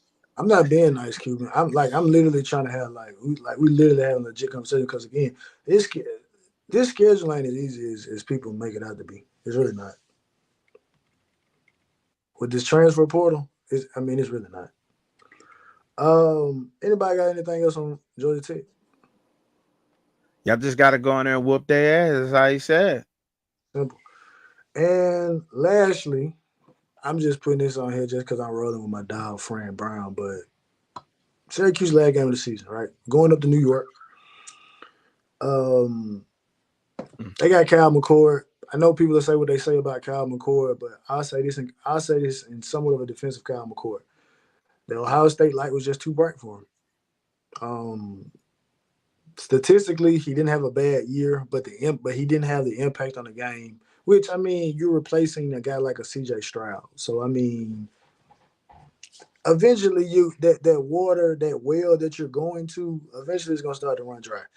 We seen that with Clemson. Like they had that great run of quarterbacks, and it kept them afloat. Same thing kind of goes for Ohio State. You go from a Justin Fields, then you go to C.J. Stroud. When we're talking about the Ryan Day era, and then you go Kyle McCord, and now it's like you're scrambling. You don't know what the quarterback is. But I think Kyle McCord under the lights at Syracuse, I think he could have a more impact on the game at Syracuse. Like I say, Fran Brown, they put together a nice staff on paper. Now how they gel and the continuity, that's a whole other thing. How they coach together, but I do think that they're going How did to. we get a Syracuse, man? You skipped a Hmm? whole bunch of teams. No, I told you I'm only talking about teams that I'm focusing on. We'll go back to the other teams. We can talk about the rest of the team, but I just want to get those teams out first because obviously most people are going to say all the teams that we just named. Majority of the fans say, "Oh, those are dubs," and I'm like, "Well, let's see what type of dub is it going to be. Is it going to be a hard fought dub, or is it just going to be we just going to go through there and just run them over?" So So this is what worries me about Syracuse. It's the last game of the season. exactly, Depending on what the schedule is, no, the record is, right? If we have a good season, the older players are still going to play. We that don't is know so about key. the, huh? That is so that Cuban. That's a key point right there. That is such a key point. Absolutely. Making sure that the guys that transfer in are still engaged in the bigger goal at hand. Well, it depends. If we don't, it's one of those things. Are we going to be playing for the ACC championship game? Are we in the 12-man playoff picture? Right? Because if not, if I'm one of these portal players, I'm not playing. Well, I'm going Mm-hmm. to play for to get, potentially get hurt. That's what I'm saying. Right? Yeah. So that's Like a Florida State tricky. guys. Yeah, that's going to be a tricky game because of the outcomes, right? The scenarios. So we might we have. I'm sorry, Mario fanboys. We have a shitty strength and conditioning coach. I don't trust this team is going to be healthy by game 12, whatever that game is, right? Mm. So I'm not sure of the backups. I'm not sure of none of this stuff. So that last game is going to be tricky, but it should be a victory. I mean, if we think about last year, we had what Emery out. Emery got hurt. TVD was a little bit injured, right? We had a lot of players injured that last game. We always have players. This is one thing I understand about this program. We always have players injured at the end of the season, right? So that's going to be the tricky part. What does the team go, health wise, record wise, expectation wise, future wise, going to look like at that particular time? Yeah. So, like I said, I'm just gonna say this: we haven't shown that we can consistently win traveling more than 3 hours away from the state of Florida. So, Celia, you got something? Because I know what y'all really want. I know y'all want to get the Duke because y'all probably really like why am I talking about Nah, these dude, teams that are quote unquote irrelevant? Manny's gonna get fired within 2 to 3 years. That's a horrible job. You should have never taken it. And he's not that good of a coach. Yeah. I agree. I agree with what you said. I agree with what you said, Q, about the last Syracuse game.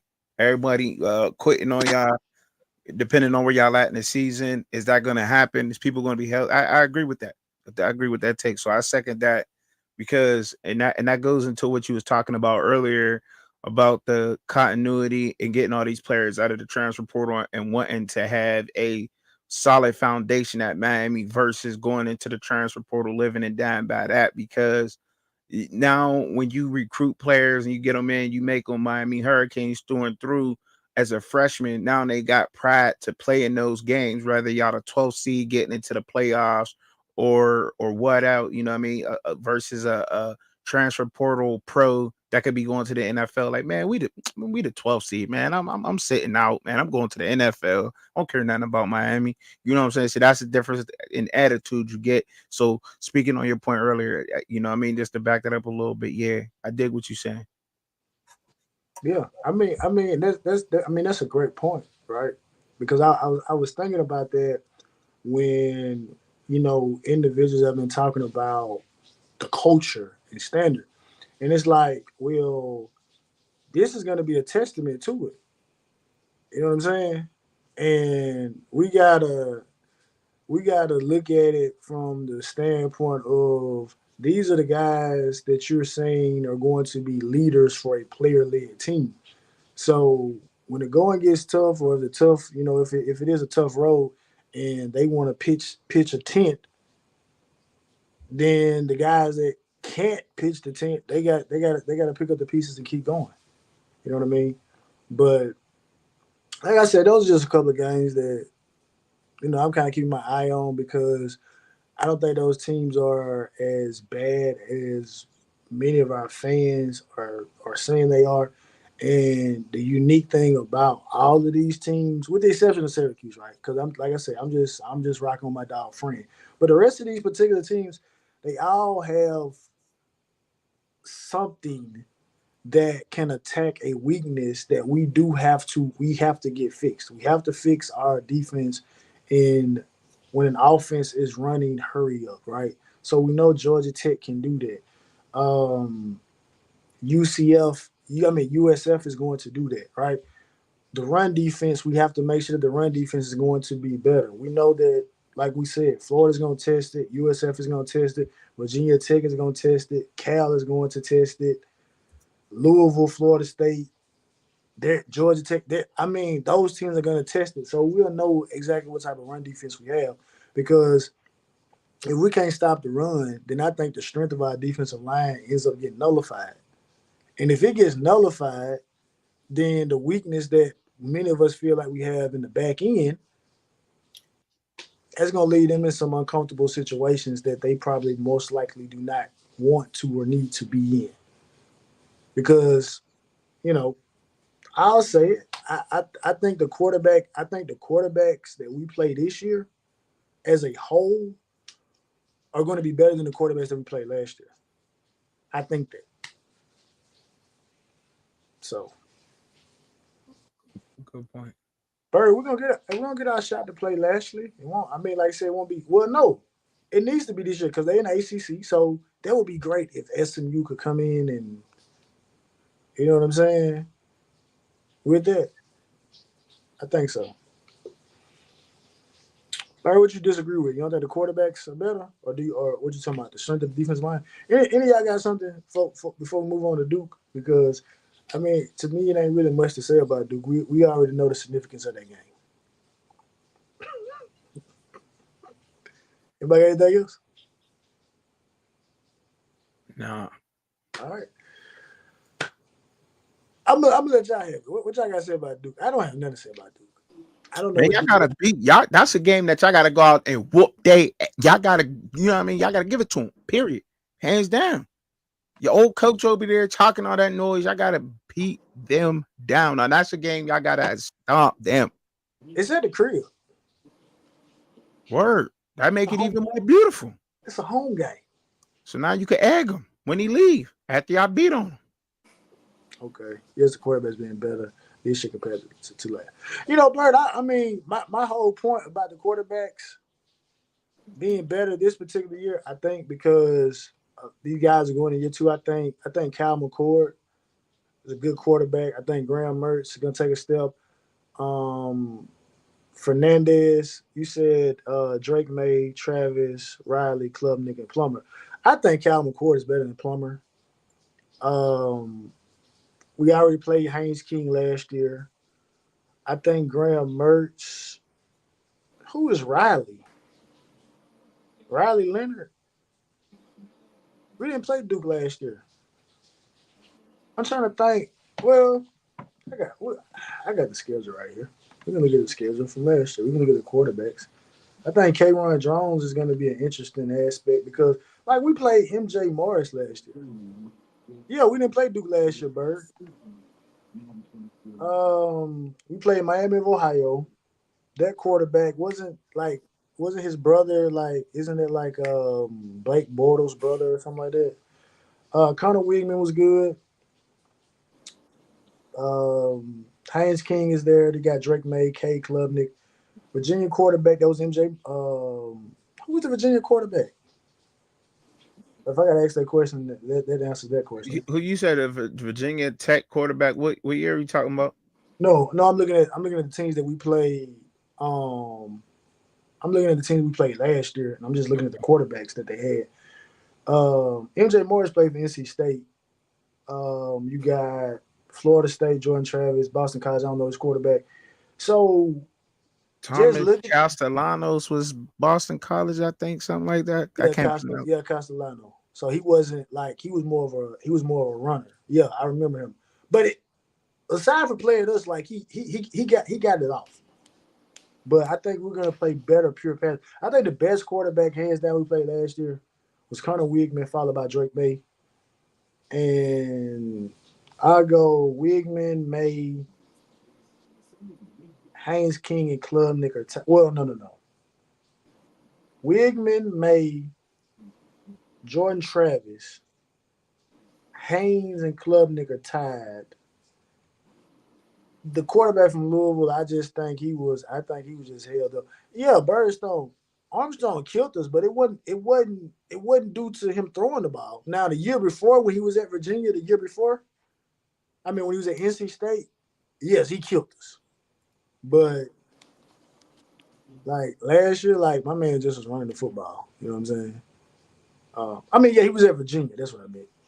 But yeah, I think overall we're gonna play better passing quarterbacks this upcoming season than we did this year. And obviously Malik Murphy is gonna be the wild card about what he is at Duke because he's an unknown, but he gets that check of approval because Steve Sarkisian recruiting him, and so he's a quarterback whisperer.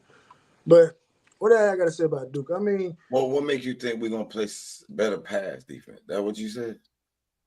The reason I say Jake Plummer was good. I think Braun did a very, very good job with making it to where he looked better. Like they went and got some weapons, ran the ball. So I don't think he was a threat because if I'm remembering that game, like it was some passes that if he would have hit them, like they still won the game. But like if it was some passes that they missed, like he just flat out missed. And I still remember the announcers was kind of like, bro, like if Braun had a quarterback, like, you know, y'all did get a pick off him. Y'all did get a pick off him, but he still threw for over 300. Yeah. But I remember he missed it. Like he still. Well, I know one of them passes was like literally our guys running to each other. That was a huge game. That was probably like 60 yards, right? Cam could have made the tackle on the sideline or pushed him out of bounds or something. So I thought it was like 60 yards. So I feel like we Yeah. probably held them like to 220 or something like that, maybe. Yeah. But I'm gonna be honest with you, man. I got a feeling our run defense is gonna be stifled.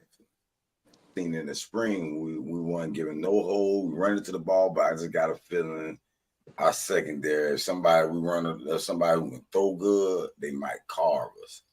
See that? And that's the thing. Cam kind of had his way. We were excited about Cam, but he was out there, brand new quarterback, carving us. Stripping right on the rip. Breaking tackles. I forgot Studio, I about got a question for you, Studio. Is that a bad offensive line or is that a good defense?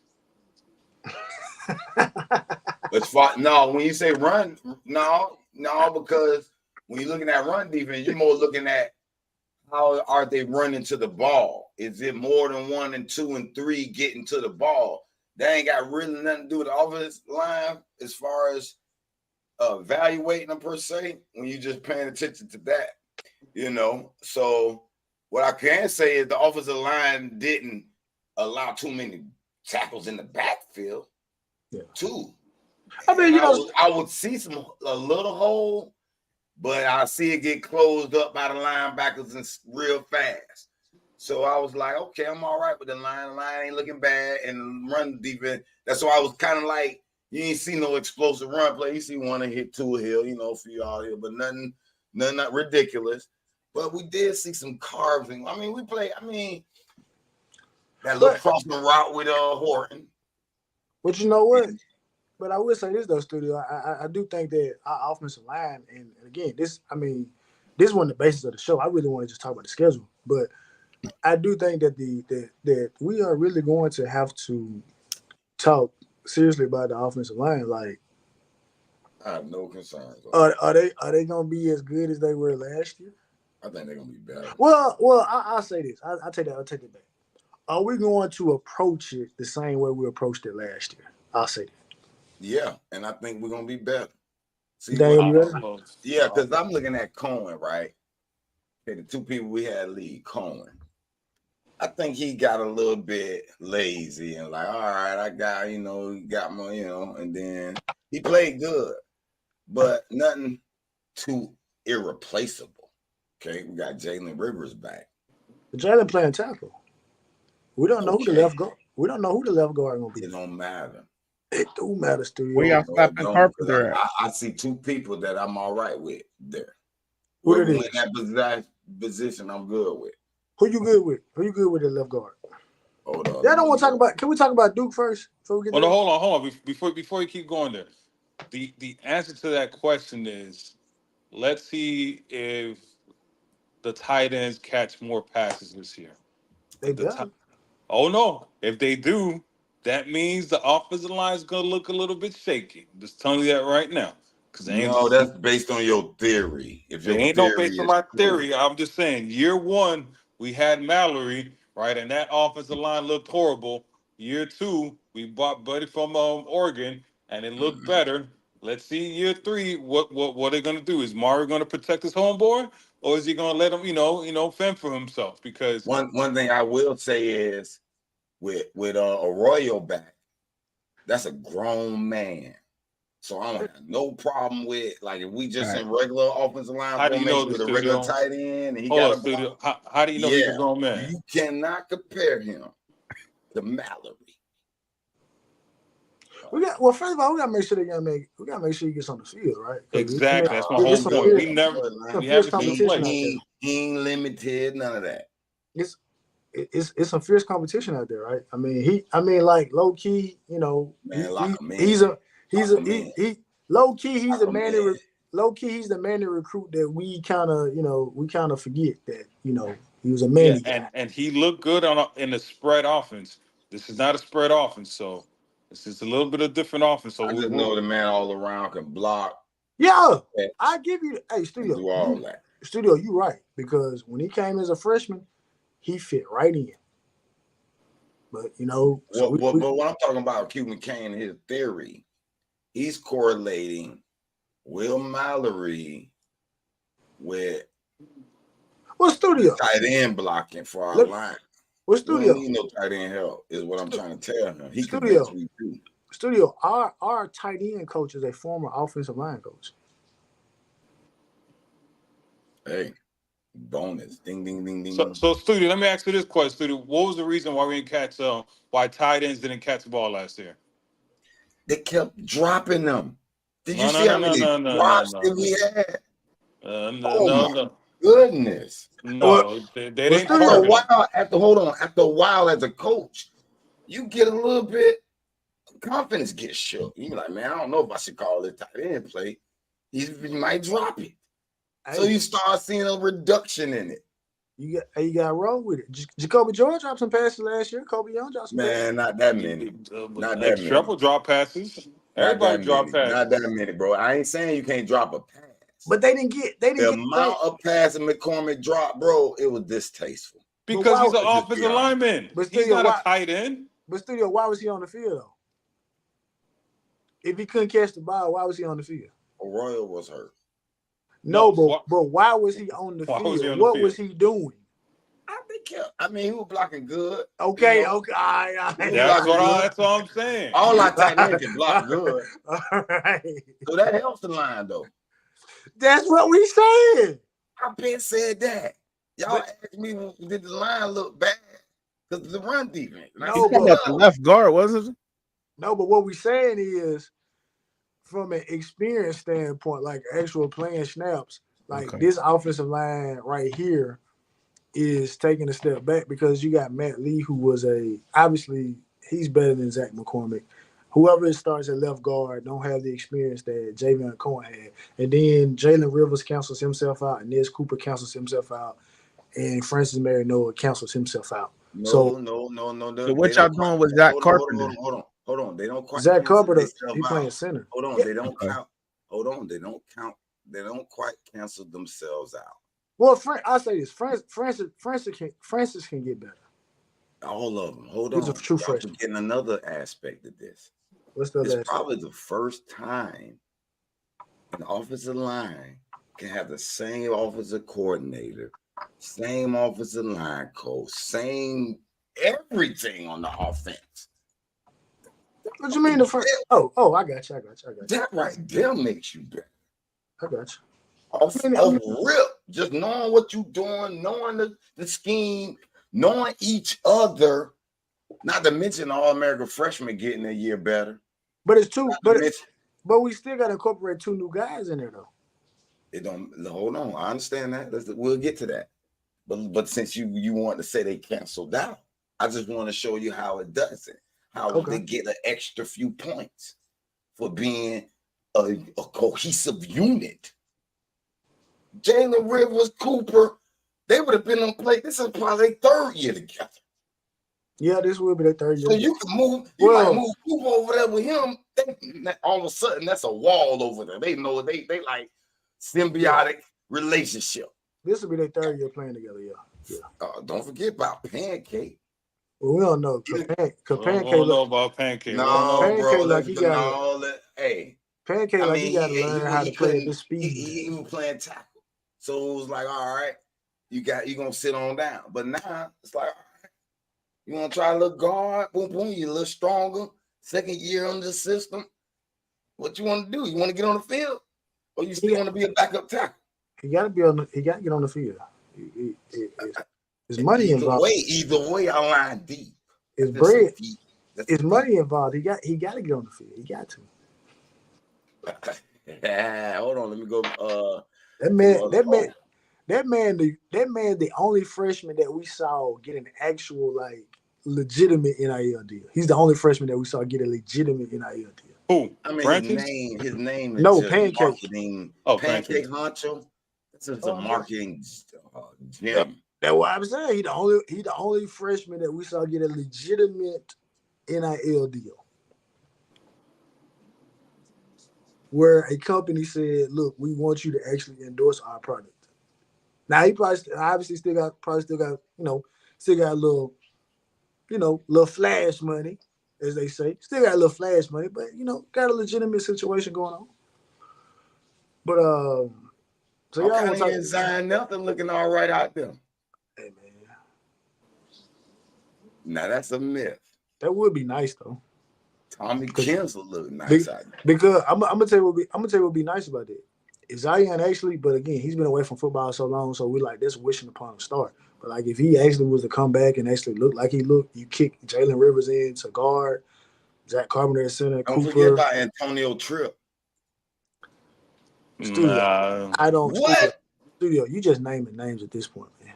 he just naming Antonio Tripp. recruits, bro. He just naming recruits. You just name a recruit. Because when you name a recruit, you're just strengthening the point of we lost out on a lot. Markel We Bell, lost a man, lot of 6'9", experience. 340-pound junior man, and they talking about he might be his size don't get him drafted first round alone. I don't know if he gonna play first round caliber. He gotta get on the field first. We'll see. Hey, that's a But good man, problem to have, bro. like I said, man, And let me tell you something about center too before we get off this line. all right. I'm not sure Ryan Rodriguez when he got in there behind. I didn't see a miss of a beat actually, because I looked at him carefully. I said, "Man, let me see how our backup center play." I said, "Shit, he about good as Well, studio. I'm gonna say something that I know. I'm gonna say something I know is gonna rub you the wrong way. According to Twitter, the bowl game didn't count, and the players that played in that bowl game should not have been looked at as significant contributors for the upcoming season. What? Ryan Rodriguez heard. played during the season though. No, but Hold you're on, talking about we all forgetting about we're forgetting Mhm. about the most you're talking important about when you point. stepped in and it wasn't a drop off. Like you're talking about like obviously you had to play the bowl game. No, I'm talking about during the Oh, you season. talking about this? Okay, I got you. When Matt Lee had to get some rest, and I'm Okay, looking I at got you. Ryan, I said, "Man, what's going on?" Because I was always curious about it. I said, "Man, what are we gonna do with Selma since your I got boy you. left?" I got you. And he ain't miss a beat. I got you. I'm the only reason why they got Collins are we need a backup. Mm-hmm. I got a feeling Rodriguez is gonna be the starter. I'm gonna be watching that little battle in the fall camp. Okay. Hold on, we're This is missing one the of my most little important point. interesting battle. We're Man, we missing- got Frank Tinlau. We got some lovely little freshmen, and Cuban, don't you say I it. ain't worried hold about on. Ryan. I'm gonna say Don't it, Sad. We're Don't missing you the most important player. Don't you say it. Nephew.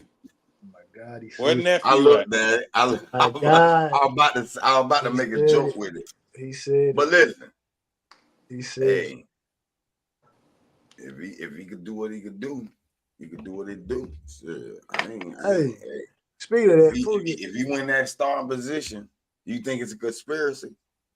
I'm gonna be eyeing them though. I'm gonna be watching them. I'm gonna tell you that. I don't know. If Anyway, Mario man. Cristobal starred, his nephew starred that Florida game, I might miss every play because I'm gonna be watching him every play. Hey, if he gets out there, then that means he's the best performer. At least up until that point. But look, man, we're gonna go get up out of here. Is the main event on yet? It's about to start. Okay, so I know some people probably want to watch the fight. Running the ball gonna help y'all. I had to get that in. Did Benavidez fought on the undercard, didn't he? Yeah, he won. He won knockout Yeah. or decision? No, 12 round. Decision. Decision. Okay. All right. Well, final words. Final words. Let me go ahead first. Can I go ahead? Chubbs. Tank Davis, the people that he beat were Garcia, he won. Pitbull, he won. Broly, he won. So it's funny that all the people that he fights have won fights after. So all this myth you be listening to, right, that he ain't fight anybody, it's funny because he is like Jordan. When you play against him, you don't win. You win against others. So the people that he fought were actually good. It's just there's nobody else to fight because he is that good. So stop listening to these YouTube channels of BFTB say he ain't fight nobody because the person that he fought beat up beat up Haney, because before everybody was Haney is the greatest thing, Haney is this and that. And he beat up, he pretty much destroys his competition. But that's Hey, I give Mario Barrios. But I can't. And Mark Barnes, I I give forgot him about 4 that. fights. I gotta remember. See, I'm still new. So anything you say could be taken out of context online. So you have to be very detailed in your speeches. So I should have said I gave him 4 people on that list. I give him 4 fights that he fought. 4 of them. I give him 4 good guys. All right. So All Chuck, right. what you got? None, man. Hey, man, somebody put me down with the website. I could watch this fight for free because I damn sure ain't paying for it. 5 boys out here. Can I say it on here or I can't say it? Send it to me in the chat, in the Nah. I'll private send it. chat. I'll send it. Studio, what you got? I been stop paying for boxing, really. But I did buy that one of them stupid ass fights just to see it. I'm thinking about buying that Tyson Paul fight because I want Tyson to knock that boy out so bad. Oh man, Studio. So I really do. Other Chubbs, thing, check his DMs, Chubbs. The only thing he's got to in the pop-ups, just keep closing the pop-ups and keep hitting play, and they'll Okay. pop up. All right, so hold on. You on my DMs on X? Twitter. All Yeah. right, all right. All right, I appreciate it, man. Yeah. Hey, man, thank y'all for having me on the round table, man. This was fun, man. Hopefully, I can come do it again with y'all, man. yeah. Yes, sir. My final words are: the schedule is not as easy as we think it is. And with that being said, how about you? I'm out. You.